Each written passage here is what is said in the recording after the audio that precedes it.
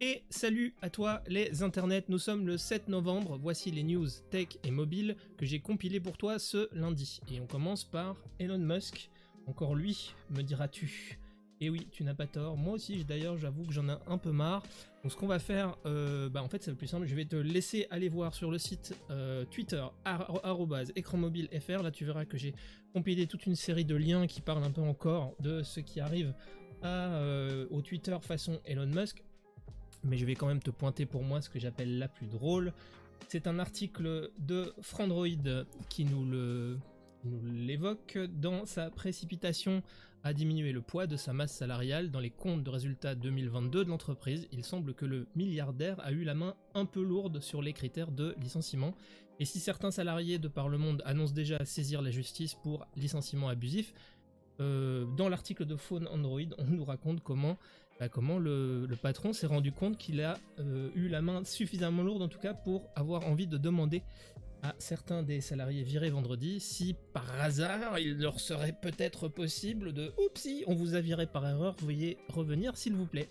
L'autre nouvelle qui a pointé mon attention, c'est un article du Guardian, le journal anglais, qui évoque les annonces qui ont été faites ce week-end par Elon Musk concernant la possibilité d'avoir accès à des fonctionnalités de paiement d'un contenu ou de crédit de contenu pour la consommation via des produits de créateurs. C'est-à-dire en gros, on pense qu'Elon Musk a envie d'appliquer un modèle à la YouTube sur Twitter et permettre à des créateurs de contenu d'aller monétiser leur contenu via la plateforme. Comment ça se présentera, on ne sait pas encore. On sait juste via tweet interposé, comme c'est l'habitude du bonhomme, que ça devrait concerner une courte échéance puisqu'il parle de 15 jours pour démarrer des projets comme cela. Ensuite, on continue. Dans un article du Parisien, on apprend que les résultats boursiers des GAFAM ce troisième trimestre obligent à peu près tout le monde, et tous les géants en tout cas, à rationaliser les masses salariales. Alors après Twitter, Lyft ou Amazon qui ont annoncé dégraisser des humains de leur payroll ou bien geler directement les embauches, c'est Meta qui annonce un plan de réduction de sa masse salariale et de ses effectifs dont il se prétend déjà qu'il devrait toucher plus de 1000 personnes sur les 87 000 employés que compte l'entreprise de par le monde. J'aime quand même toujours à rappeler, parce que c'est important, c'est que ces entreprises ne vont pas mal. Quand on parle de déboires boursiers de ces entreprises, aucun n'a accumulé de pertes véritables,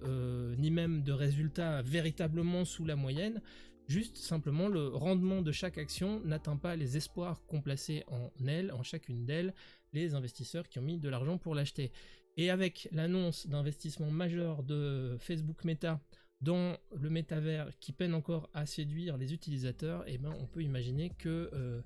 les acheteurs d'actions ne soient pas à la fête et aient envie de chercher la rentabilité. Donc dans ce cas-là, on prend le facteur humain et on dégraisse.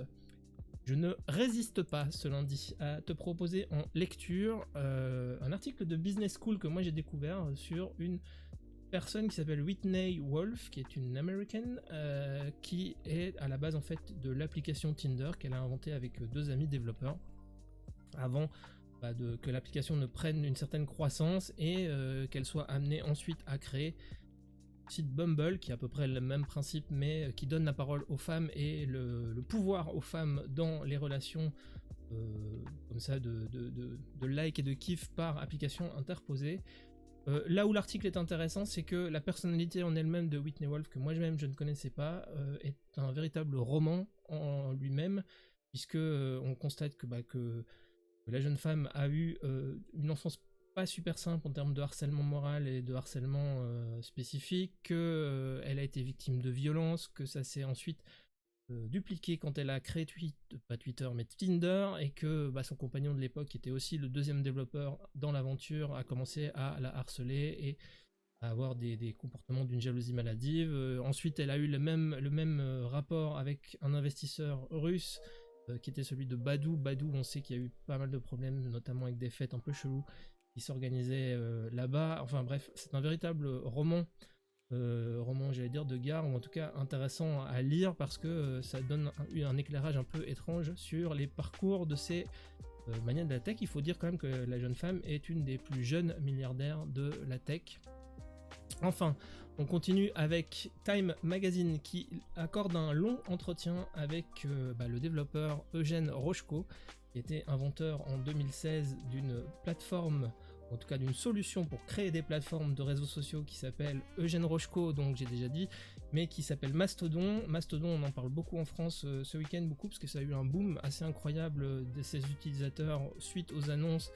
d'Elon Musk. La plateforme compterait de par le monde plus de 4,5 millions d'utilisateurs, ce qui est rien en comparaison avec Twitter par exemple, mais qui montre que quand même il y a une série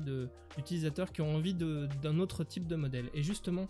c'est de ce modèle dont parle le développeur en chef de Mastodon, qui explique par exemple comment lui voit la liberté d'expression, puisque sa plateforme est par définition un outil qui peut être installé par des kidam sur des serveurs pour créer des réseaux de microblogging spécifiques et encapsulés, on va dire, et que lui, il estime que c'est aussi une manière de véhiculer la liberté d'expression, et que pour autant, il pense que comme n'importe quel site web, ces instances de Mastodon doivent être régulées et contrôlées par les régulateurs nationaux, et que s'il y a des utilisateurs qui dépassent les bornes, ils n'auront à rendre de compte que à la justice et pas à lui. Et puis après, il explique aussi comment lui voit les partenariats qu'il peut lancer en tant que marque Mastodon, qui est un crowdfunding, hein, donc c'est pas un truc qui a vocation à faire du business profitable, mais en tout cas, c'est un code source qui est maintenu par crowdfunding et qui lui permet de faire vivre sa petite équipe de développeurs, qui ensuite établit des partenariats avec un certain nombre de serveurs qui, sur la base d'un échange de bons procédés, avec l'engagement sur une charte de bonnes pratiques, qui invite ensuite le dit serveur à être annoncé sur la plateforme mastodon.social pour expliquer qu'elle existe, et puis qu'on peut aller s'y inscrire sur cette plateforme spécifique. Genre, du gentleman agreement un peu dans tous les sens. Très intéressant article en tout cas de Time Magazine sur le sujet, qui montre qu'une autre vision des réseaux sociaux est possible. Je termine enfin avec ce lundi l'annonce du lancement par nos confrères du Monde d'une nouvelle option audio dans l'application La Matinale du Monde, une option text-to-speech comme on dit en bon français, d'une 20aine d'articles par jour dans l'application donc La Matinale. Pour ce faire, l'application qui déroule l'actualité du jour à 7h tous les matins a travaillé avec